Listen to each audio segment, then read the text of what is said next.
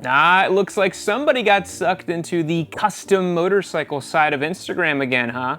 Maybe you saw that Triumph with the wire spoke wheels and the shiny sparkly paint and you thought to yourself, oh man, I want to ride that bike.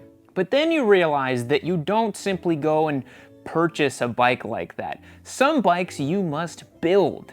But it begs the question, where do you even begin with a project motorcycle? Do you buy a brand new bike and get to work wrenching on it? Or do you buy someone else's project and benefit off of their misfortune? Well, you probably already know that's a terrible idea.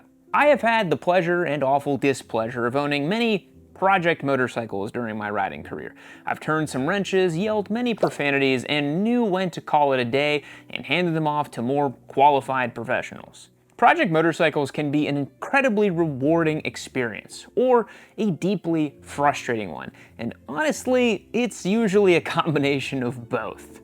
In today's video, I'm going to give you a framework to think about your next project bike so that you can have some success with it. I'll give you some great examples of project bikes you can start with and others that you should probably steer clear from. Let's start off with the first layer of this cake, and maybe it's more of an existential question than we're really willing to ask ourselves. What does a project bike even mean? There's two major risks I see with the project bike for those of you who have never had one before. Number one, it's not understanding the scope of what the project bike is meant to be. And number two, it's overestimating wrenching capabilities. We're often sold this very romantic vision of a project bike, a classic UJM in a barn slowly being willed back to life, firing up under the warm glow of the sun, paintwork sparkling in the distance. You wipe the sweat off your brow, some oil still on your fingers, your pride and joy is ready to roll off to the coffee shop.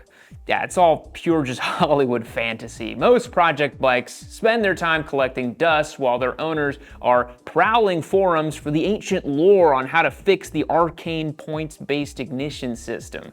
You'll spend inordinate amounts of time hunched over your laptop, scouring the text, angrily stripping bolts, dealing with rust, rebuilding parts that broke while you were trying to get to the other thing you were trying to fix in the first place. For most people, owning a project bike is a bit of a pipe dream, and you're better off owning a reliable ride that you just do basic maintenance on and install some farkles.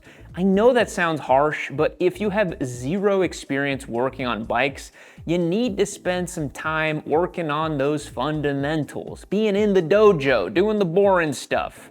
Build out your toolkit, do an oil change first, learn how those basic systems work without the incredible pressure of the project needing to get out on the road. Perform a brake fluid flush, swap out your chain and sprocket, maybe do your own valve check. Trust me, if you've never gotten into a motorcycle before, this will provide you plenty of learning opportunities before you throw yourself into a 1970s UJM because somebody on Instagram convinced you it was way cooler than owning a brand new Z900 RS SE. Then you could bolt on some parts, tail tidy, windshields, case savers, frame sliders, slowly build out your skills. There's two hard and fast rules for me with project bikes. Number one, don't get one as your first motorcycle, and don't make a project bike your only ride. Both of those are the easiest ways to start completely hating motorcycles. One of the main reasons you don't want a project bike as your first bike is because you don't know what you don't know. You need to build a good baseline for what a motorcycle is meant to feel like, and you need to put on some good mileage. A project bike just can't really give you either one of those things. Okay, so let's say you've ridden for a little bit, you've wrenched for a little bit. Now what? This is the part where you have a fork in the road, and you need to be honest with yourself. Do you really want a project bike that you're gonna will back to life? Or do you just want the aesthetic of a project bike? And that may sound harsh, but there's nothing wrong with that. The entire category of modern retro, of which we are huge fans of here at Yami is dedicated for people who want the cool vibes of an older bike, but want zero headache in owning one. I've sung the praises of bikes like Triumph Bonneville, the Royal Enfield 650, hell, even my own Ducati Scrambler Desert Sled that I owned for well over 6 years. Sometimes it really is as simple as just buying a motorcycle that has the aesthetic that fits, and it lets you enjoy it more. My new to me Ducati Monster 1100S is a 2009 model year bike, making it 17 years old.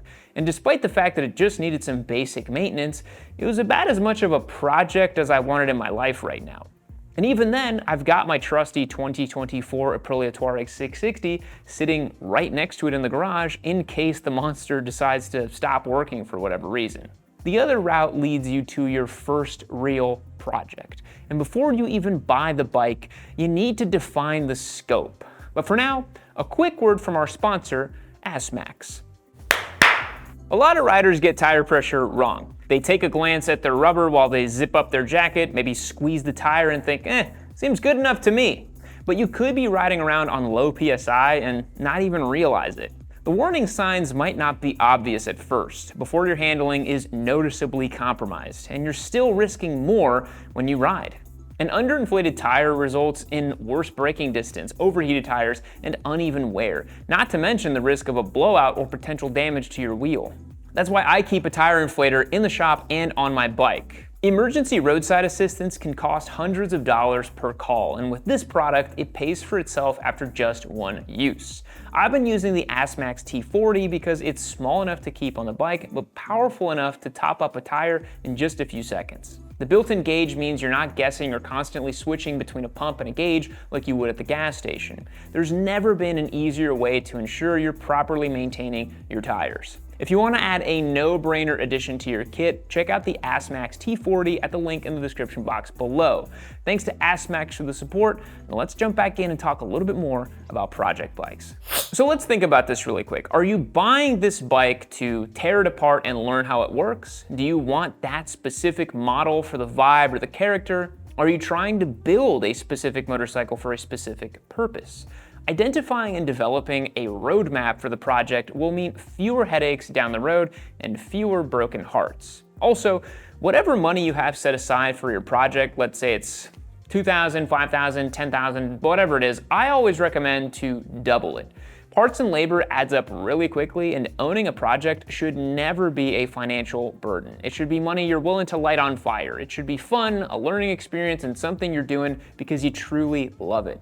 I think for a first-time project bike, it should be something as simple as possible. It's going to give you the best chance of success. Something Japanese with 1 or 2 cylinders at most, because the more cylinders, the more complexity, and the more weight, and the more systems. Something with a proven track record, and ideally with a super long production run, so there's plenty of parts. So 3 examples off the top of my head.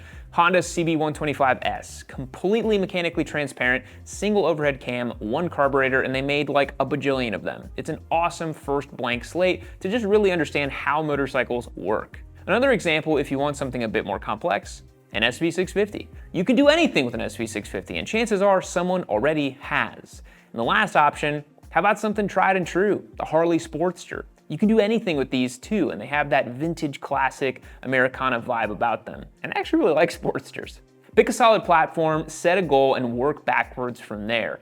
Many of these bikes also have standardized service manuals that are easy to follow and a boatload of knowledge online. But let's say you want to step up and go for something a little bit harder. What would that look like, and how would you go about doing that? So this is the layer when you start to get serious. This is when you're comfortable pulling major components off of your bike and successfully putting them back on. You've got a bike lift, some specialized tools. It ain't your first rodeo. You're working with some more esoteric bikes with less of a knowledge base, or maybe you require some specialized tools. Think vintage Ducatis, or maybe even rare Japanese bike like a Honda RC30. Maybe you're racing and you need a backup bike, one that you can harvest parts from to place onto your other ride. This is when you develop enough skill to make basic maintenance feel like something you just kind of feel out. And you have enough knowledge to just do certain tasks on any bike because they all basically work the same. You can do an oil change on nearly any bike. You can do brake bleeds. You can figure out how parts work on a bike because you've kind of seen it before. You can change your own tires too, and maybe you've embarked on some major customizations. Maybe you installed a turbo kit or dramatically changed what the bike was designed to be. This is the level I have found myself in before with my Turbo Hayabusa or my mile-prepped H2 or the cursed Gixxer 250 Scrambler that I built. I use the word built kind of loosely there. It was kind of just a hack job for YouTube. And I'll be honest, this is my personal limit. It's about as far as I was willing to go with wrenching and project bikes. Things start to get really complicated and the stakes get high when you're customizing this much. It's important that you follow through with a very, very strong attention to detail. Otherwise, you're gonna blow up the motor or worse, yourself. I've seen many projects go sideways really fast at this level. People will start off with an idea to do X, Y, and Z on their bike, and that's when it becomes a multi-year saga that never seems to get off the ground. That's when bikes end up on Facebook Marketplace languishing as a cursed project listing. In my opinion, this should be something that you have set up when you've already owned several bikes and you own this project as like your 4th or 5th bike in your stable and you know what the hell you're doing.